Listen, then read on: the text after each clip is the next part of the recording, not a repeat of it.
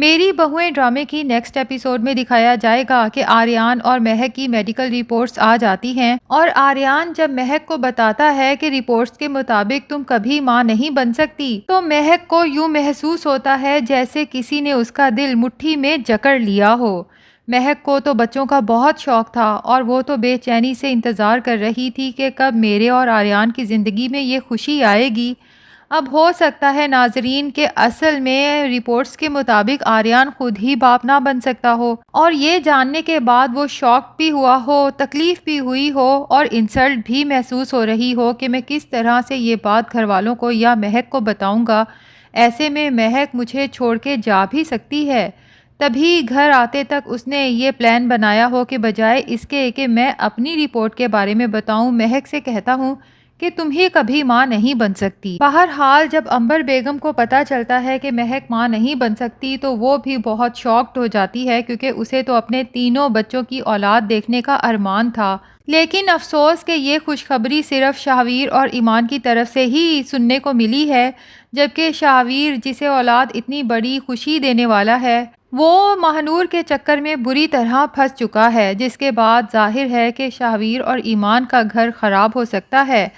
ماہنور جو شاہویر کے پیچھے ہاتھ دھو کے پڑ چکی ہے، مجھے تو یہ لگ رہا ہے کہ یہ لڑکی صرف شاہویر کو لوٹنا چاہتی ہے اور کچھ پتہ نہیں کہ یہ اسی طرح لوگوں کو لوٹتی ہو، کیونکہ اس نے شاہویر سے کہا ہے کہ ابھی جو میں تمہاری دکان سے مال اٹھاؤں گی اس کی ہاف پیمنٹ کروں گی اور ہاف پیمنٹ جب وہ مال بک جائے گا تب کروں گی، اور ساتھ ہی شاہویر کو اپنے آن لائن بزنس میں پارٹنرشپ کی بھی آفر کر دی ہے۔ اور شاہویر کی اتنی تعریفیں کرتی ہے کہ اپنی تعریفیں سن کے شاہویر مکمل طور پہ ماہنور کے جال میں پھنس چکا ہے۔ اب کسی نہ کسی طرح سے وہ اپنے باپ اور بھائیوں کو بھی راضی کر لے گا کہ میں جس کے ساتھ آن لائن بزنس کر رہا ہوں وہ میرے اعتماد کا بندہ ہے۔ یہ بھی نہیں بتایا کہ وہ لڑکی ہے۔ اب باپ اور بھائی تو شاہویر پر اعتبار کر کے مال اٹھا کے اسے دے دیں گے، لیکن جب ماہنور وہ سب لے کے فرار ہو جائے گی تب شاہویر کو پتہ چلے گا کہ میرے ساتھ کتنا بڑا دھوکہ ہو چکا ہے۔ صرف کاروبار کا ہی نہیں بلکہ شاہویر اپنے اور ایمان کے رشتے کا بھی بہت بڑا نقصان کرنے والا ہے۔ دوسری طرف فبیہا جو اپنے ماں باپ سے اب بالکل ہی کانٹیکٹ تقریباً ختم کر چکی ہے، ان کی کال آتی بھی ہے تو فبیہا بس تھوڑی بہت بات کر کے بند کر دیتی ہے،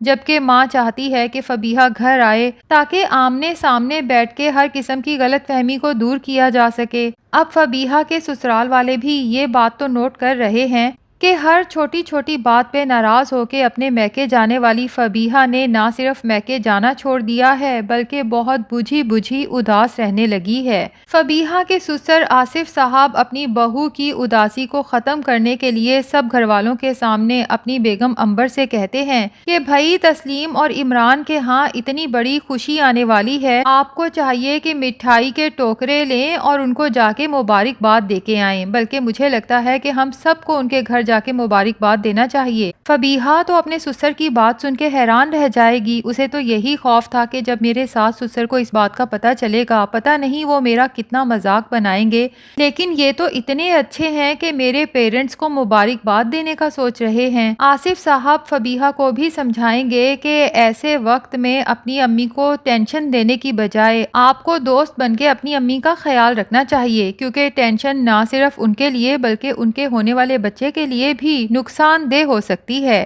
اپنے سسر کی بات سننے کے بعد یقیناً فبیہا کو اپنی ماں کے ساتھ ناراضگی پر شرمندگی بھی ہوگی اور دل پرسکون بھی ہو جائے گا کہ جس بات کی وجہ سے وہ ٹینشن میں تھی کہ اس کے لیے انسلٹ کا باعث بنے گی، اس پہ تو کسی نے اس کی انسلٹ کی ہی نہیں، بلکہ اس کے پیرنٹس کے لیے سب لوگ اتنے خوش ہیں کہ انہیں مبارکباد دینا چاہتے ہیں۔ تو ناظرین کیا لگتا ہے، کیا ڈرامے میں یہی سبق سکھایا جائے گا کہ سب لوگ جب ساتھ مل کے رہتے ہیں تو خوشیاں ڈبل ہو جاتی ہیں اور دکھ ختم ہو جاتے ہیں؟ آپ کا کیا خیال ہے؟ فبیہا کی اپنی ماں کے ساتھ ناراضگی ٹھیک ہے یا غلط؟ کمنٹس میں ضرور بتائیں۔ ہمارا ریویو پسند آیا ہے تو ویڈیو کو لائک کریں اور چینل کو سبسکرائب کریں۔